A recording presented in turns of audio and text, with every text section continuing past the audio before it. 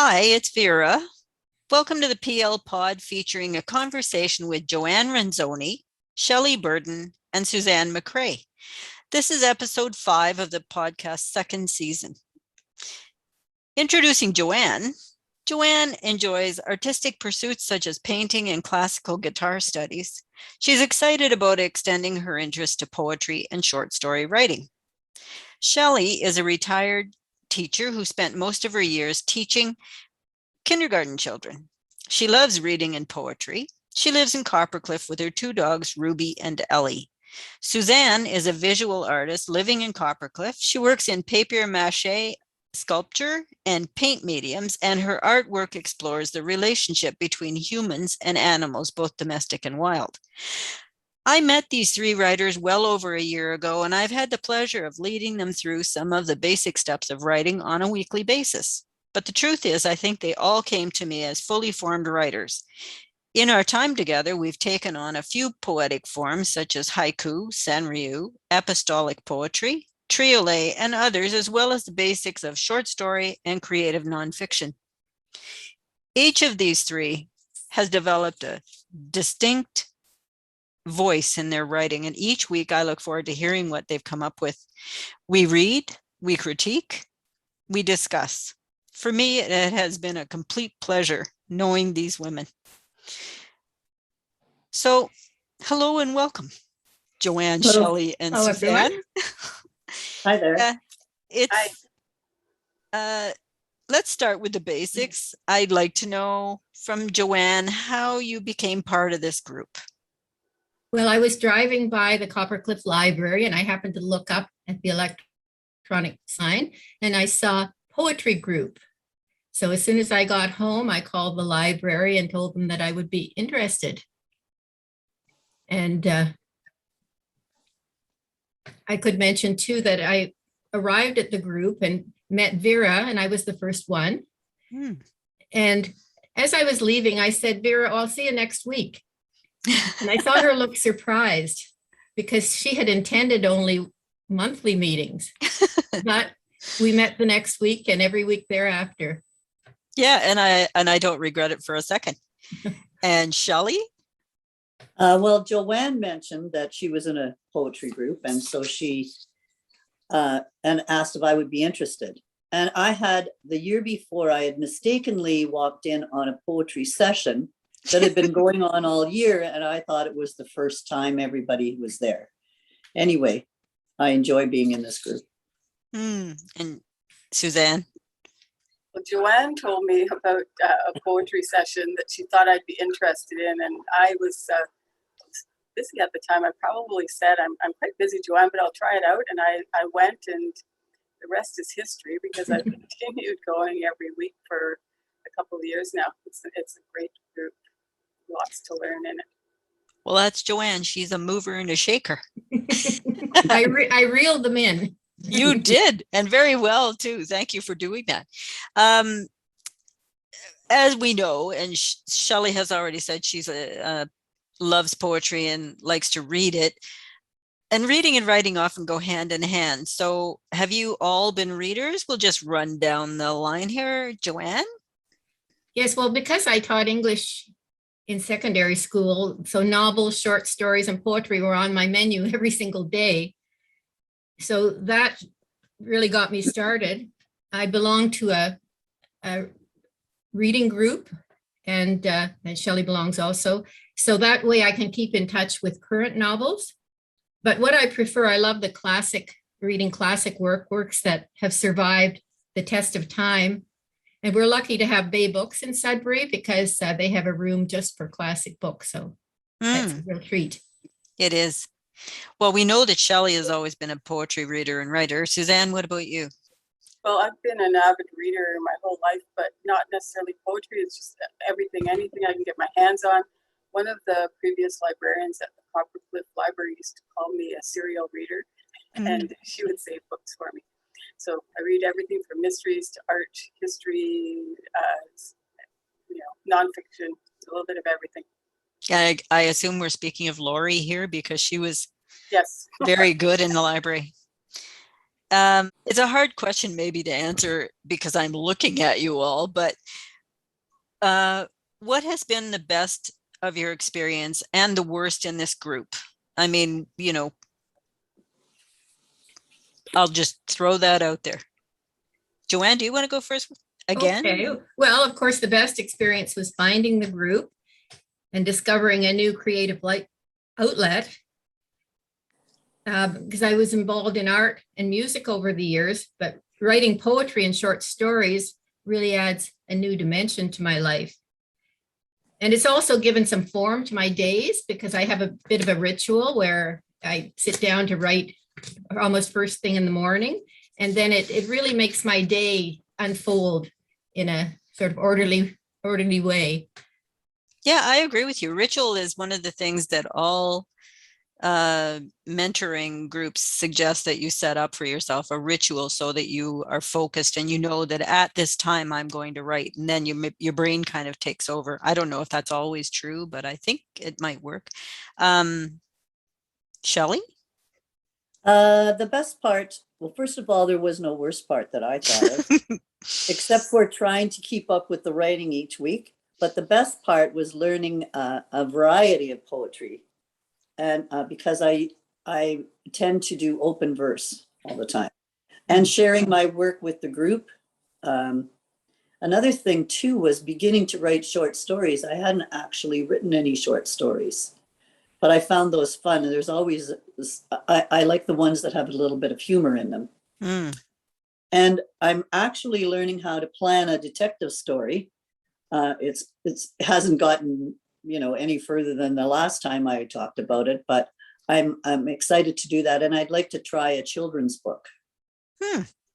Well, as far as planning a novel or any bigger work, a lot of the work goes on in your head before you even approach the page. So it may not seem like you're doing anything, but I bet in the back of your mind, it's still chugging along. Yes. Yeah. Suzanne? I think the best part, there are two things. The camaraderie of the group and getting together and getting to know each other was really awesome. And learning about poetry for me was the greatest. All the different forms of poetry, where I might have written poetry before, but I didn't maybe understand some of the, if you want to call them, rules of poetry and knowing how to write. And I found the more I did, the more ideas I got. So, and I guess I have to say, one worst of it was that the pandemic happened, and then we had to switch places and see if we were going to continue what we were going to do. And we managed to get onto Zoom and managed to get together when things opened up a bit. So it's pretty good. Yeah, and actually, thank God for Zoom, because it did open a lot of doors, and we were able to still meet. And I like that we were able to meet. Do each of you think you will continue to write, even if this group didn't exist in the future and you are sitting in your own home by yourself? Will you still write, Joanne? I think it will be more difficult just because we have to find our own motivation. We'll have to really look for that motivation. The way things are now, of course, we know that next week we'd like to come to the group with something to share. So I hope to try. And I think I'd like to be connected with other writers in some way, either whether it's online or in person. I think that makes a huge difference. Well, I think it does too. And I think that, there are groups in Sudbury. The Sudbury Writers Guild, for example, has a monthly meeting, and they have an online Facebook group page where you can go and be in the company of other writers, see what's coming up as far as submission calls and that kind of thing. So just FYI. Shelley, will you write if we're not gathering? I'm a procrastinator anyway, so probably I'll have a hard time keeping up the writing, even though I like to do it, because I enjoy sharing it and I enjoy hearing the stories. And without this group, I would not even be aware of how to edit my works. Tenses was one of my downfalls. Descriptions, because Joanne does beautiful descriptions, so that sort of inspired me to do that. And working on endings. is one of my problem areas. So I don't know whether I definitely like to have people to talk to about my work. I think having a commitment means a lot. If you know you're committed to something, as Joanne said, I think you do produce. And that's where writing groups, whether they're online or whether they're here in the city, really help. And Suzanne? Well, I had a plan right from the beginning to incorporate writing with my visual art, and I've started to do that. So yes, I would continue because I'm going to turn it almost into a different form. Yeah, I would continue in I guess in a different way if the group is not in existence, but the group has really given me like almost deadlines every week. So I might feel like, oh no, I've got to hurry up and do something because the group is coming up, where it's different when you're working on your own. Well, that is not to imply that I am like a slave driver and want you here with your work on time every week, but it is good to have something new done, and it is nice.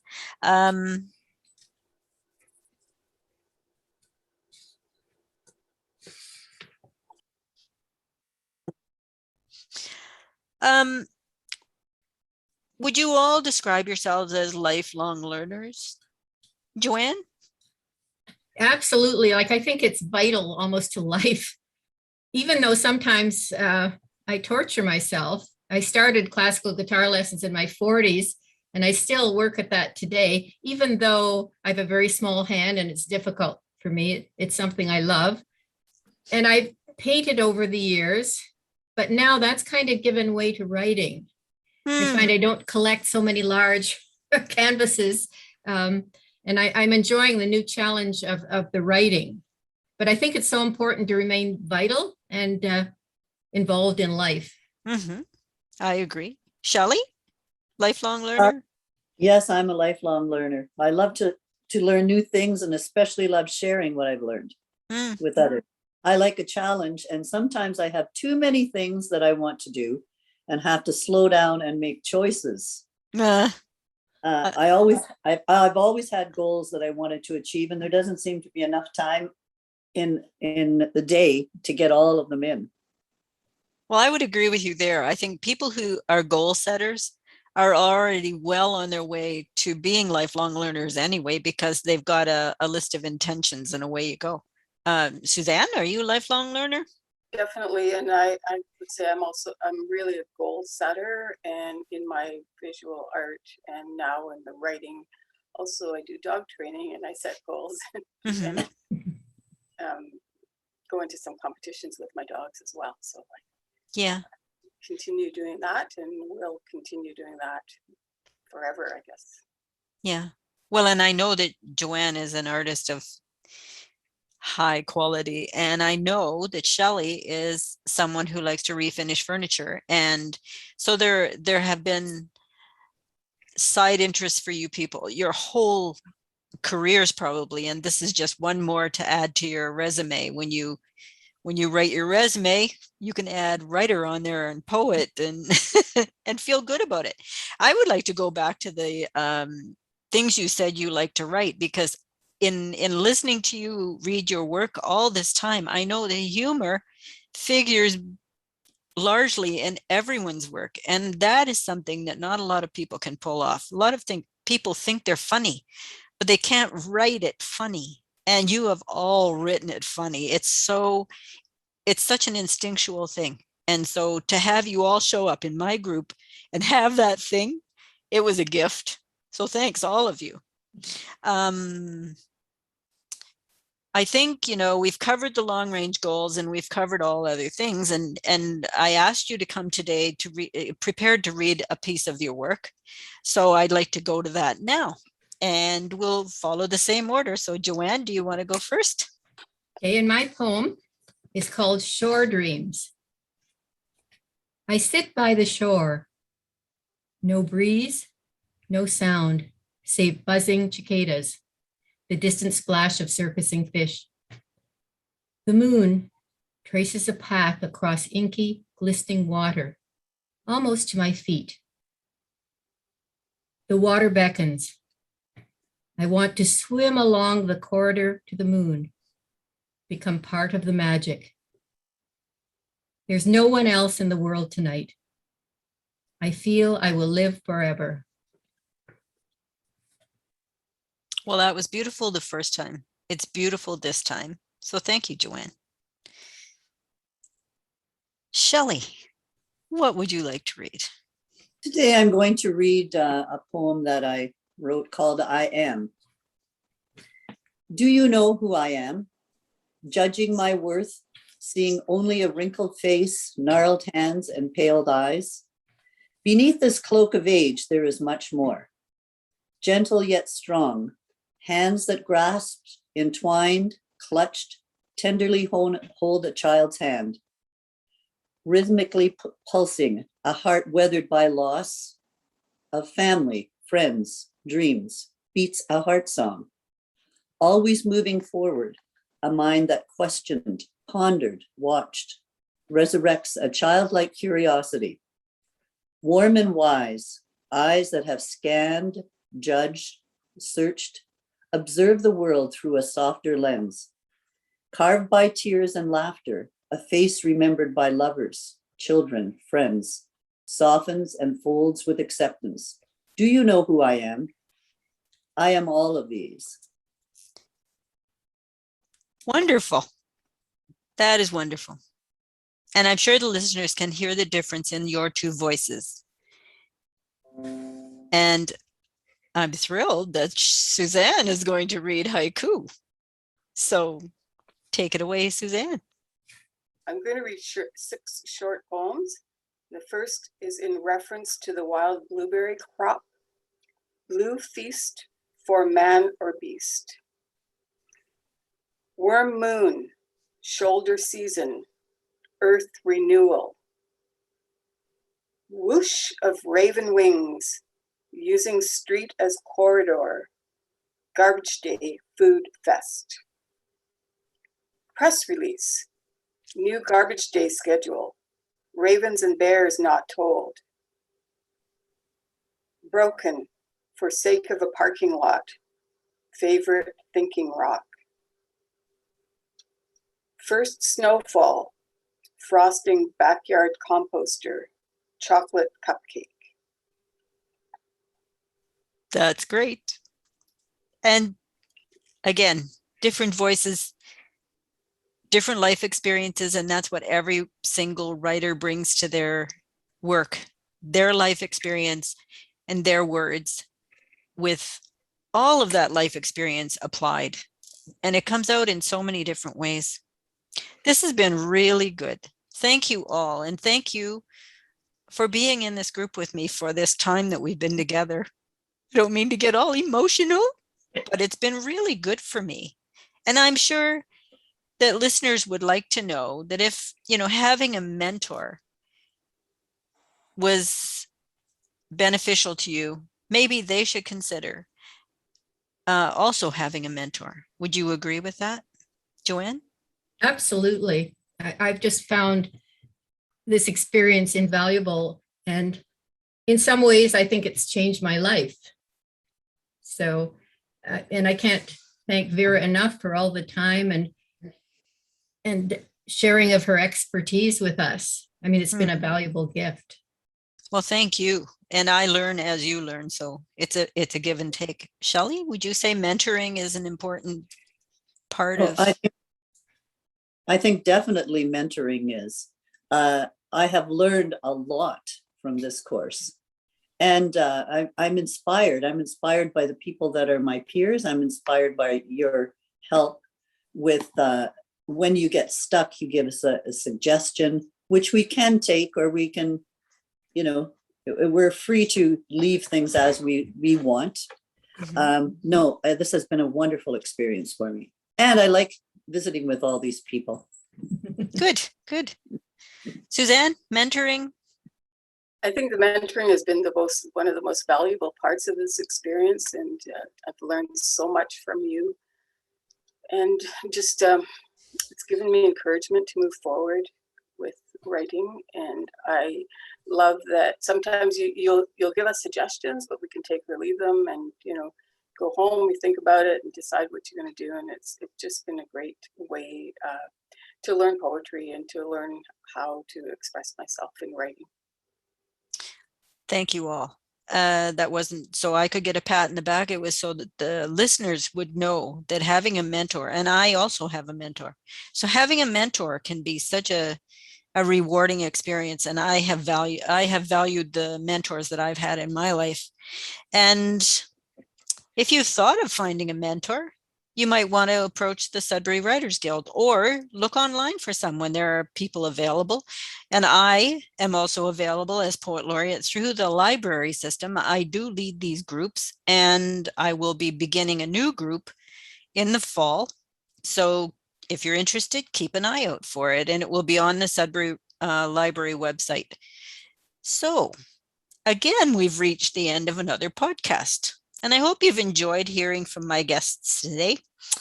If you thought of coming into the library and doing anything, I believe the open mics are going to open up again, either at the end of September or in early October. So please come in. And that's the end. So goodbye for now. And remember what I always say, write something. It feels good.